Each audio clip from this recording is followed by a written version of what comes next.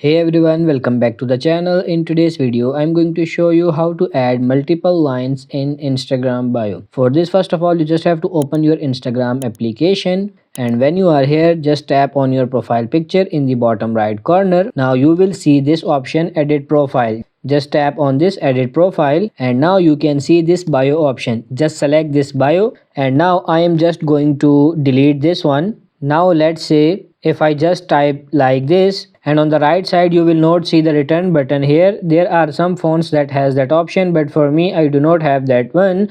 So how you can add multiple lines without it? Now here is the trick. On the bottom or on the upper part you will have to look your microphone here, and what you have to do is just click on your microphone and say new line, and after doing that you will get into the new line. So that's pretty much it for this video. I hope this video was helpful. If it is, like it and subscribe to the channel. Thank you.